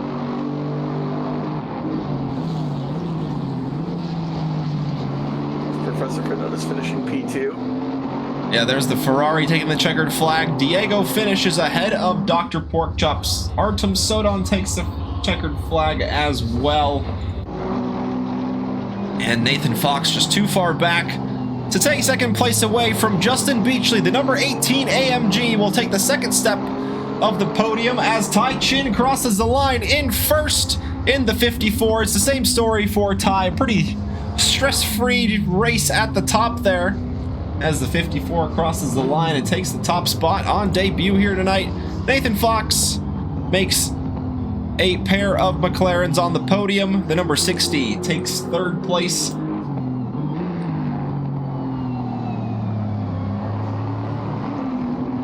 Almost a podium position for Freeman. It'll take a 4th though for coming up late. Nothing to complain there for Freeman. America will take the final podium spot in the GT3 class. As that is it for COTA. As we have reached the end. Oh, so tired. We have reached the end. Podium sitters, join us for a quick chat. I want them to. If you so choose so. Time to go And if to not, bed. that's totally fine as well. We'll see if anybody pops into the green room, wants to join along. We will have to wait and see. More multi-class action on offer tomorrow in iRacing, and then on Fridays in LMU. They both have the hypercars and the GT3s running in both of those series. Then on Sunday we go to the MX5 Cup in iRacing before going to the GT4 rookies on Monday for round number 7, where we will have the mystery track revealed for round number 8, the season finale, and the rookies are going to the Red Bull Ring. Tyler, gonna join? Maybe we'll see. Maybe not Monday. Monday I have my iRacing server, and we're going to be at this Sabuska 2000, whatever it's called. So a Red Bull doubleheader next week on offer in ACC. The GT3 Le Mans Ultimate on Tuesday's coming to a close this week, so I'm sure the next announcement will be ready at any moment for that one. Oh, Brendan Wallace lost connection with 2 laps to go. No! That's tough. Devastating news. Oh, and Bottini reporting that he had some ignition issues. So that's why he was going slowly when we tuned in with him just a little bit there. But yeah, I think I'll probably end up on Wednesday, probably being on the track, and you'll have to pull me in every now and then. For yeah, I think that'll be kind of fun to do every. And we'll see how well that works. Maybe we'll end up doing that in the future with other drivers as well. Yeah, we'll give it a little test. We'll see if it works. We'll see if it works indeed. I don't think we're going to get any interviews today, which I'm not going to complain. I'm tired. Yeah. It's a late one, especially for those in the Eastern time zone, getting close to 11:30. And so, yeah, I don't blame you there. And I don't blame the drivers also for wanting to get a little bit more sleep before continuing on with the rest of the week. But that is it for round number 6. Thank you, Tyler, for joining us. Any more final thoughts from you? See you at the Red Bull Ring. I like that. Short but sweet. Thank you, Tyler, for joining us tonight as we will get the raid going here.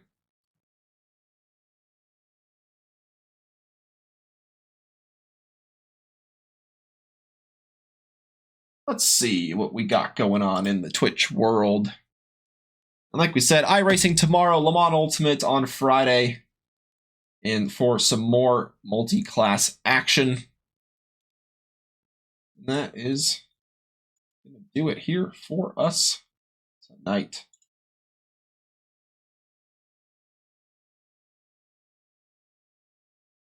I'm going to give a raid to Berserker. Doing some Le Mans Ultimate racing. Finishing up their race. So, stick around for that one. Tell them Trackalicious sent you. And have a good rest of the week. Rest of your morning, afternoon, evening, or night, wherever you may be watching us from. We will see you at the next one. Take it easy.